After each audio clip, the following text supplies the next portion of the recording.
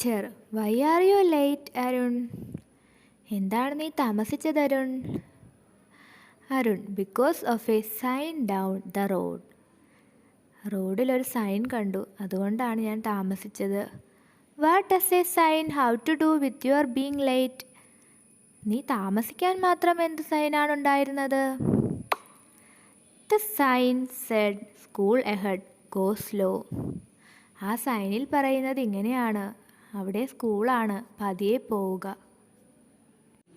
How do you feel when you watch this? Did you laugh? ഇത് കണ്ടപ്പോൾ നിങ്ങൾക്ക് എന്താണ് തോന്നിയത്? നിങ്ങൾ ചിരിച്ചോ? Why? Yes, that was a joke. അതൊരു തമാശയായിരുന്നു, അല്ലേ? We know there are a lot of jokes like this, don't we? Now bring to your mind one of the jokes you have heard. നിങ്ങൾ കേട്ടിട്ടുള്ള ഏതെങ്കിലും ഒരു തമാശ നിങ്ങളുടെ മനസ്സിലേക്ക് കൊണ്ടുവന്നോ? I am sure that first one that comes to your mind will be Tindumon's jokes. നിങ്ങളുടെ മനസ്സിലേക്ക് ആദ്യം വരുന്ന തമാശ Tindumon jokes ആണ്, right? Okay. Similarly, there are some poets and storytellers who have made us all laugh by telling jokes through stories, poems, and cartoons. കാർട്ടൂണുകളിലൂടെയും കവിതകളിലൂടെയും കഥകളിലൂടെയുമെല്ലാം തമാശകൾ പറയുന്ന ചില കവികളും കഥാകൃത്തുക്കളും ഒക്കെയുണ്ട്. Do you know any of them? അവരെ ആരെങ്കിലും നിങ്ങൾക്ക് അറിയാമോ? Okay. Now I am going to show you a picture. Who is that? Very good. That is Kunjan Nambyar. Who is Kunjan Nambyar? He was an early Malayalam poet, performer, and the inventor of the local art form of Ottandullal. അദ്ദേഹം ഒരു പഴയകാല കവിയായിരുന്നു, അല്ലേ? അതുപോലെ ഒരു performer ആയിരുന്നു. അതുപോലെ തന്നെ പ്രാദേശിക കലാരൂപമായ ഓട്ടൻതുള്ളൽ കൊണ്ടുവന്നത് അദ്ദേഹമാണ്. Kunjan Nambyar, the great poet and storyteller, made literary wit and humor understandable to the common man. ഒരു സാധാരണ മനുഷ്യന് മനസ്സിലാകുന്ന രീതിയിലുള്ള നർമ്മവും സാഹിത്യപരമായ തമാശകളുമാണ് Kunchan Nambiar അവതരിപ്പിച്ചിരുന്നത്. His art form of Ottandullal reflects his sense of social responsibility. Kunchan Nambiar സ്വന്തമായി ചിട്ടപ്പെടുത്തിയ കലാരൂപമാണ് ഓട്ടൻതുള്ളൽ.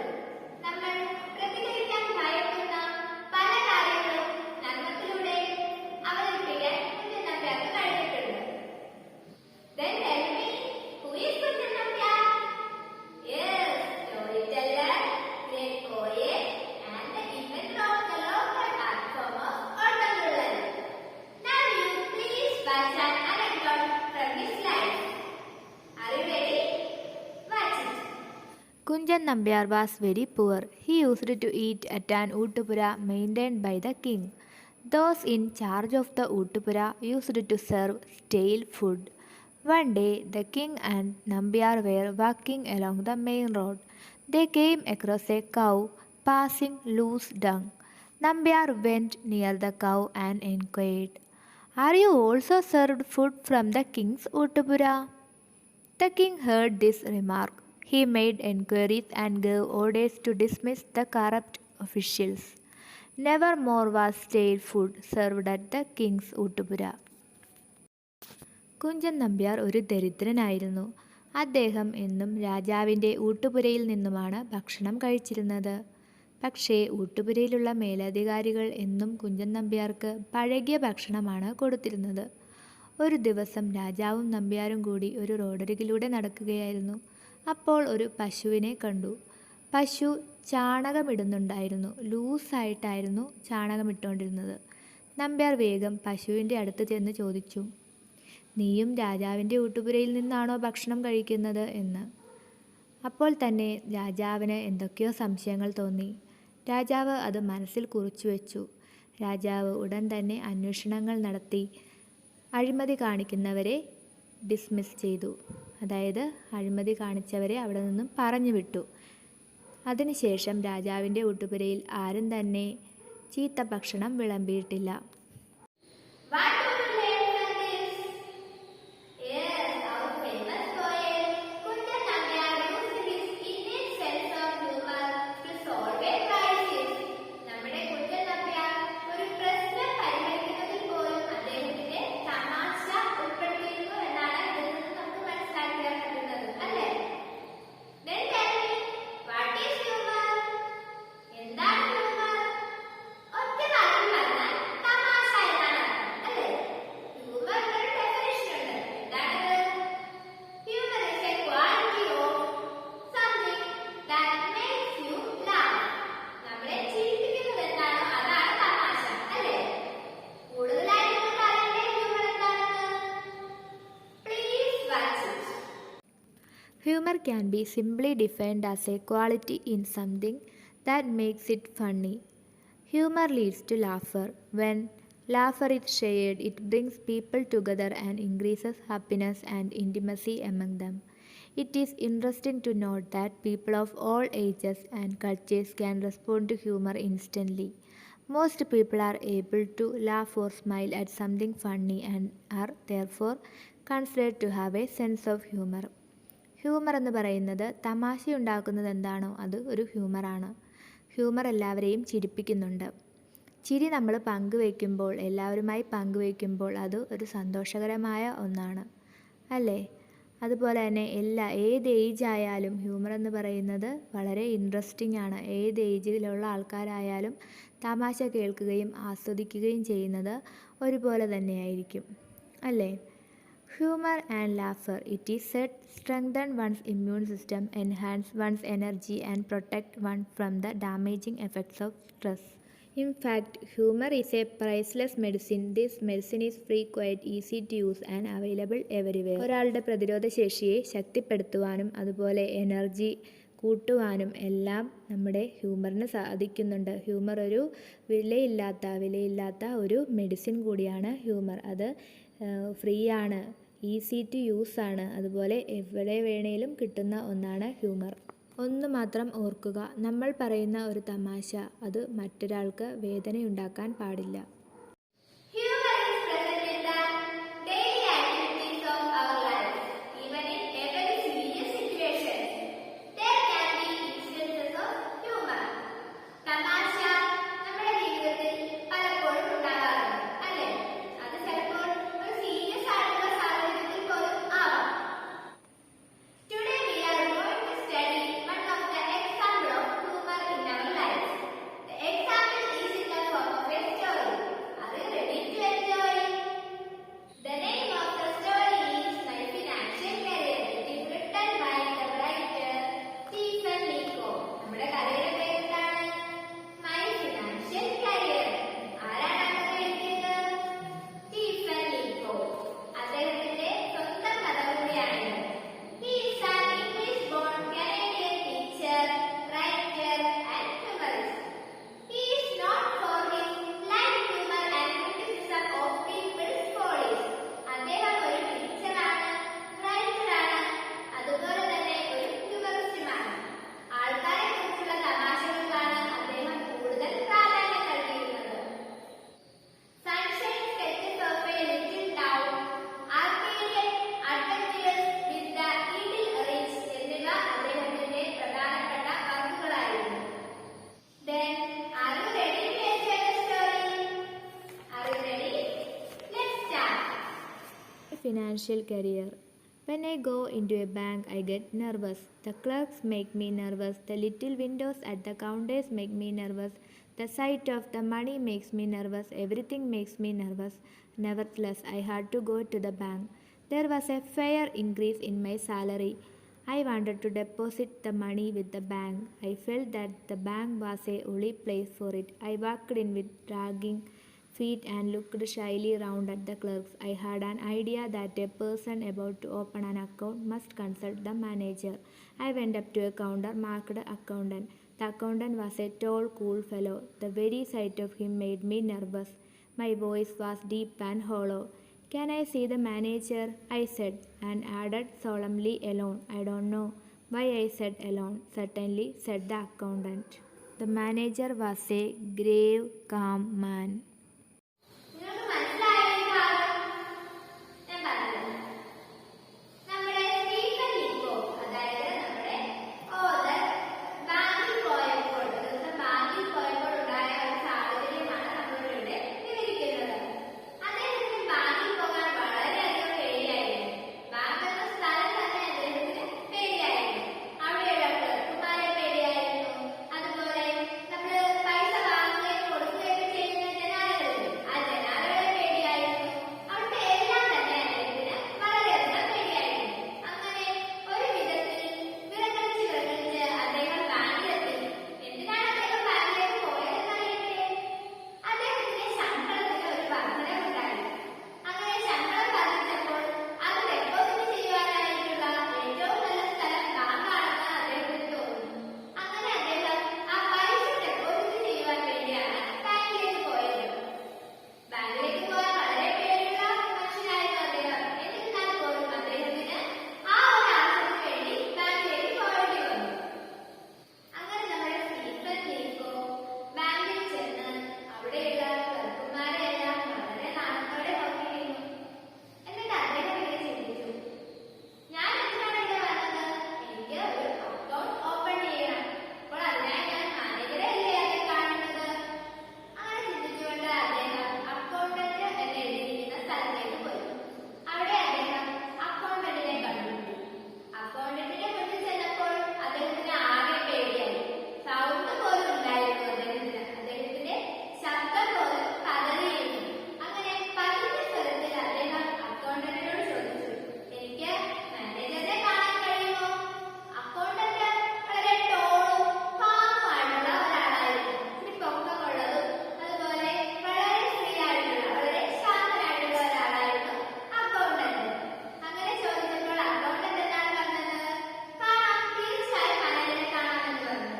പക്ഷേ എനിക്ക് മാനേജറെ ഒറ്റക്കാണ് കാണേണ്ടതെന്ന് ഇച്ചിരി ഗൗരവത്തോടെ നമ്മുടെ സ്റ്റീഫൻ ലീക്കോ പറഞ്ഞു. അപ്പോൾ അക്കൗണ്ടന്റ് എന്താ പറഞ്ഞത്? Manager grave and calm. Manager ആരാണ്? ഒരു ഗ്രേവും കാമുമായിട്ടുള്ള ഒരു മനുഷ്യനാണ്, അല്ലേ? വളരെ ശാന്തനായി എന്നാൽ ഗൗരവമുള്ള ഒരു ആളാണ് മാനേജർ. തീർച്ചയായും ഒറ്റയ്ക്ക് തന്നെ നിങ്ങൾക്ക് മാനേജറെ കാണാം എന്ന് പറഞ്ഞു. Then tell me children, for what purpose the author went to the bank? Yes, to deposit his money. അദ്ദേഹത്തിന്റെ പണം നിക്ഷേപിക്കാൻ വേണ്ടിയാണ് അദ്ദേഹം ബാങ്കിലേക്ക് പോയത്, അല്ലേ? അവിടെ ചെന്നിട്ട് അദ്ദേഹം ആരെല്ലാമാണ് കണ്ടുമുട്ടിയത്? ക്ലർക്കുമാരെ കണ്ടു, അക്കൗണ്ടന്റിനെയും കണ്ടു, അല്ലേ? അക്കൗണ്ടന്റ് എങ്ങനെയുള്ള ആളായിരുന്നു? He was a tall, calm fellow, അല്ലേ? അദ്ദേഹം ഒരു വളരെ പൊക്കമുള്ള ഒരു ശാന്തനായ മനുഷ്യനായിരുന്നു. മാനേജറോ? He was a grave, calm fellow. Manager ഒരു നല്ല ഗൗരവമുള്ളതും അതുപോലെ ഒരു ശാന്ത സ്വഭാവമുള്ള ഒരാളായിരുന്നു manager. Then please enjoy the next part of our story. Are you the manager? I asked. Yes, he said. Can I see you? I asked, alone. I didn't want to say alone again, but I couldn't help it. The manager looked at me in some alarm. He felt that I had a terrible secret to reveal. The way to a private room. He turned the key in the lock. We are safe from interruption here, he said. Sit down. We both sat down and looked at each other. I found no voice to speak. You are a detective, I suppose, he said. I am not a detective at all. I have come to open an account. I intend to keep all my money in this bank. The manager looked relieved but still serious. He concluded now that I was a millionaire. A large account, I suppose, he said. Fairly large, I whispered. I propose to deposit $56 now and $50 a month regularly. I could see the manager trying to suppress a laugh. He got up and opened the door. He called to the accountant. Mr. Montgomery, he said unkindly loud, this gentleman is opening an account. He will deposit $56. Good morning. അങ്ങനെ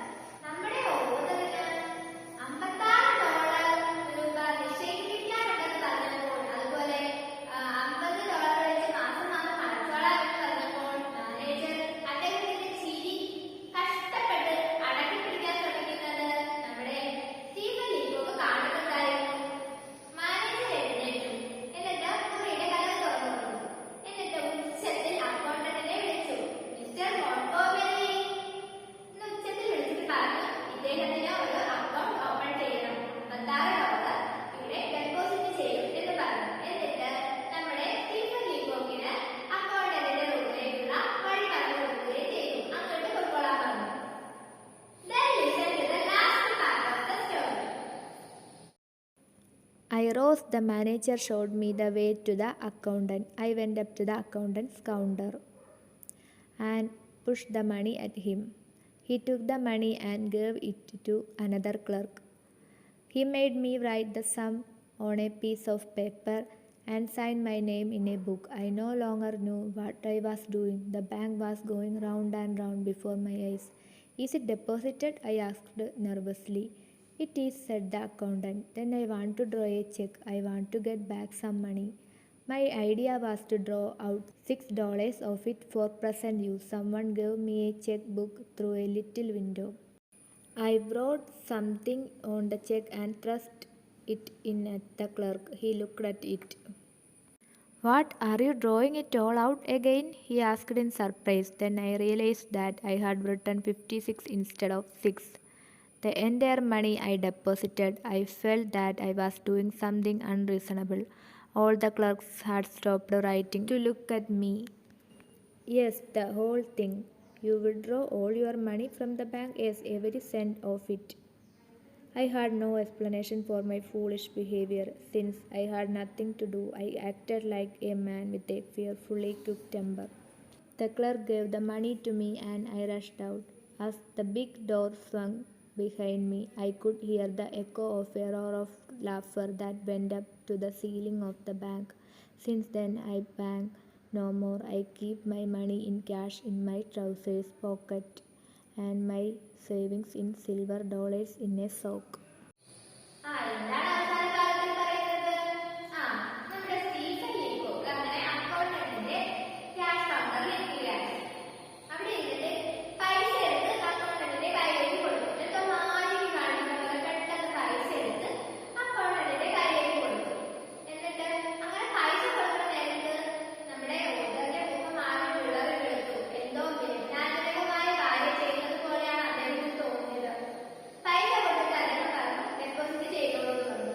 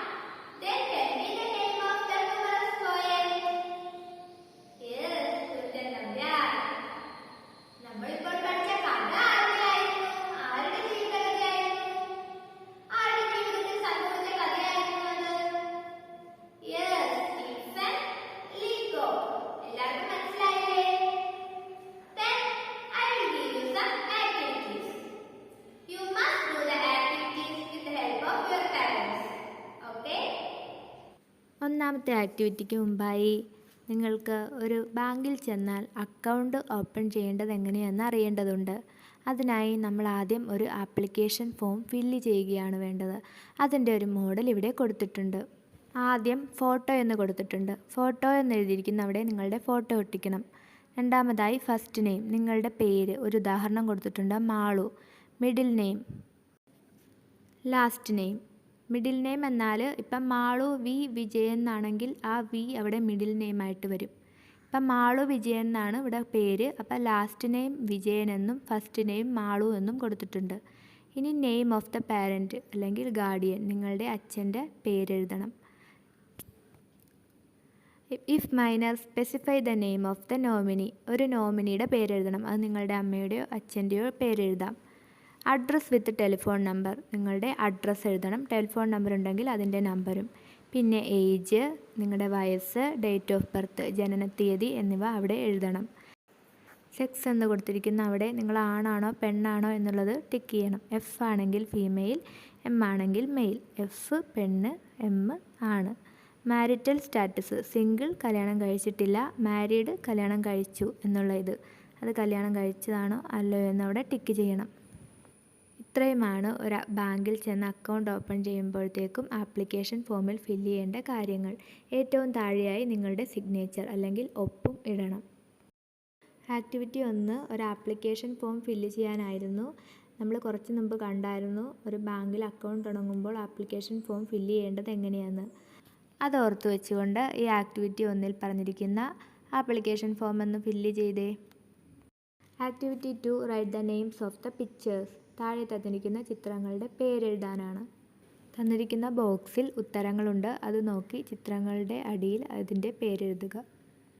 activity 3 write the name of the great humorous poet. നമ്മളൊരു humorous പോയറ്റിനെ കുറിച്ച് പഠിച്ചു അല്ലേ? ആ പോയറ്റിൻ്റെ ചിത്രം ഇവിടെ കൊടുത്തിട്ടുണ്ട്. ആ പോയറ്റിൻ്റെ പേരെന്താണെന്ന് നിങ്ങൾ എഴുതണം.